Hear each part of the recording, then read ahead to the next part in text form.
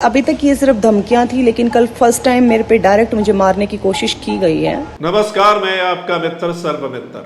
मसला है हरियाणा की जिस जूनियर महिला कोच ने, जो कि खिलाड़ी भी हैं, एक मंत्री संदीप सिंह पर बड़े आरोप लगाए थे, उस महिला कोच को जान से मारने की कोशिश की गई, जैसा उस महिला कोच ने बताया। हम उस महिला कोच की बात भी आपको सुनाएंगे। वो बताएंगी आप बीती कि उनके साथ ये कैसे और कब हुआ। लेकिन उससे पहले आपको पता है कि दिल्ली के जंतर मंतर पर भी देश के जो रेसलर हैं, महिला जो खिलाड़ी हैं, पहलवान हैं, वो धरना दे रही हैं। पिछले 2-3 दिन से आप देख रहे हैं।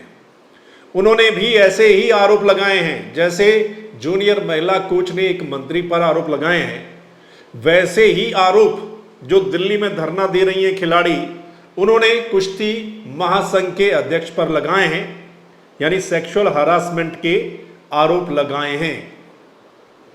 एक तरफ उनका धरना चल रहा है, उनकी एफआईआर नहीं हुई। उन्होंने कोशिश की दिल्ली में एफआईआर करवाने की, लेकिन वहां पर एफआईआर नहीं हुई। वो सुप्रीम कोर्ट गए। अब सुप्रीम कोर्ट ने जवाब तलब किया है कि एफआईआर क्यों नहीं। वो धरने पर बैठी हैं, लगातार आप देख रहे हैं। दूसरी तरफ हरियाणा में एक वाकया हुआ था, आपको पता है, कुछ समय पहले एक जूनियर महिला कोच एथलीट, जो कि खिलाड़ी भी हैं, उन्होंने बड़े संगीन आरोप लगाए थे मंत्री संदीप सिंह पर।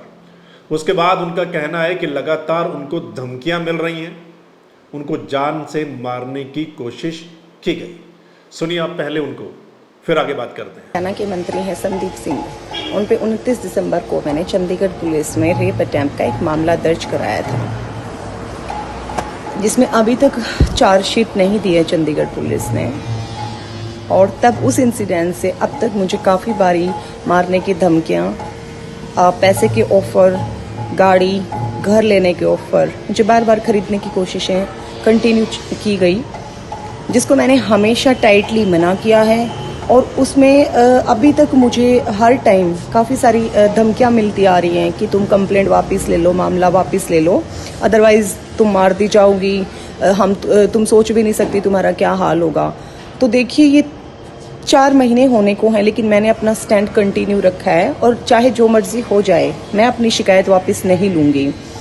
और ये कल की ही बात है, जब शाम को मैं किसी पर्सनल रीजन से मुझे अनफॉर्चुनेटली बाहर निकलना पड़ा, और मैं अपनी एक्टिवा में उस टाइम पेट्रोल डलवा के मेरी एक फ्रेंड के साथ कुछ बेसिक छोटी मोटी मेडिसिन्स और कुछ सामान लेने के लिए मैं निकली थी, जिसमें एक ब्लैक एंडेवर थी, और उन्होंने कल मुझे मारने की कोशिश की है।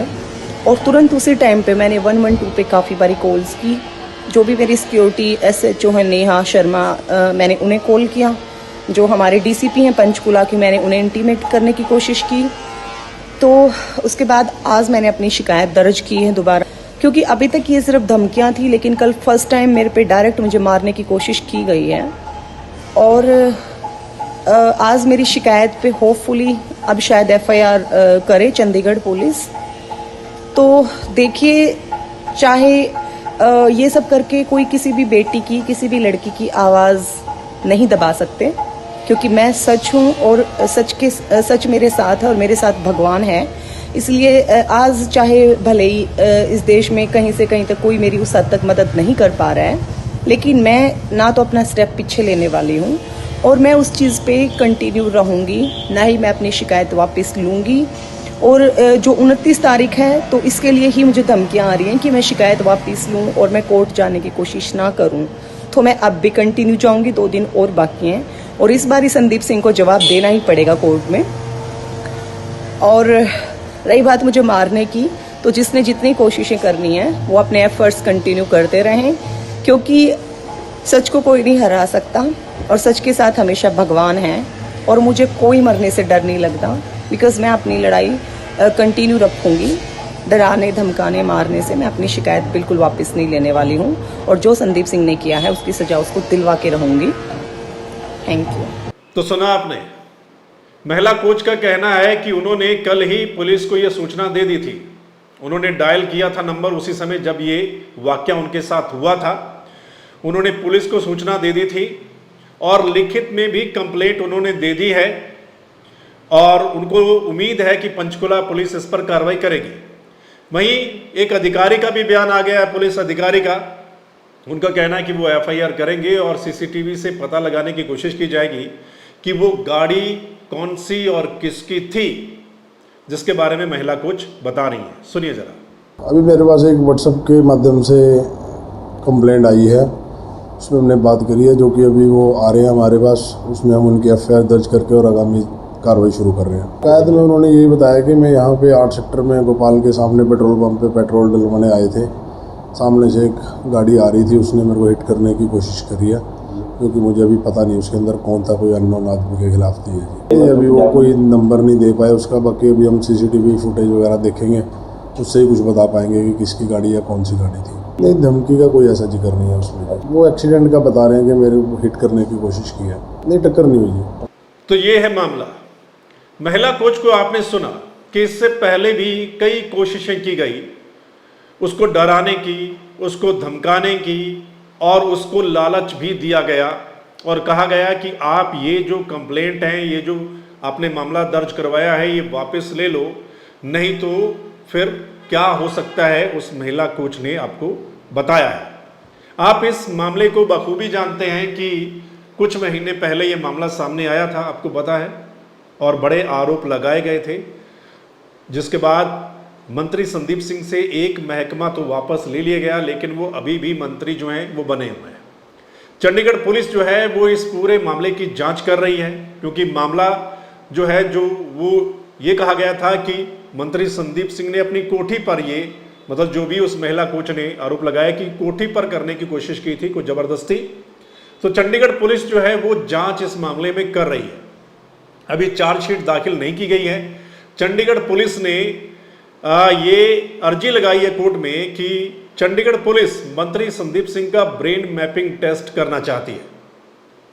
ब्रेन मैपिंग टेस्ट करना चाहती है। उनकी 2 तारीखें हो चुकी हैं कोर्ट में और अब 29 तारीख है, यानी कि मंत्री ने समय मांगा था सोचने का कि उनको वो ब्रेन मैपिंग टेस्ट करवाना है या नहीं करवाना है। वो सारी बात अब 29 तारीख को पता चल जाएगा कि उसमें मंत्री की ओर से क्या कुछ बयान जो है, क्या कुछ वो सामने आता है।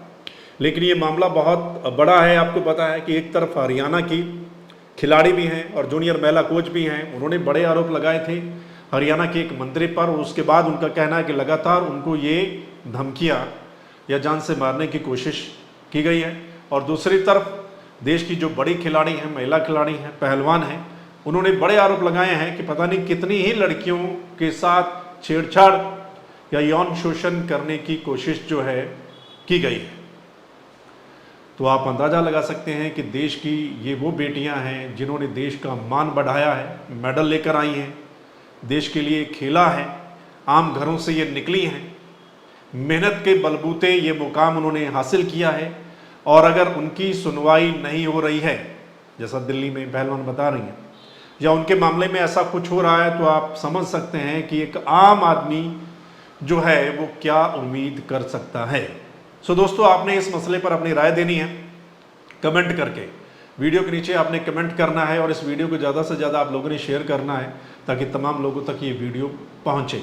और अगर आप चाहते हैं कि सही मसला आप लोगों तक पहुँचे, सही चर्चा एनालिसिस आप लोगों तक पहुँचे, तो फिर आपने द मसला चैनल को लाइक, सब्सक्राइब, फॉलो कर लेना है ताकि जो हमारा अगला मसला होगा वो आप लोगों तक पहुँच जाए। चलिए फिर मिलते हैं अगले मसले के साथ। तब तक के लिए नमस्कार, आदाब, सत श्री अकाल, राम राम।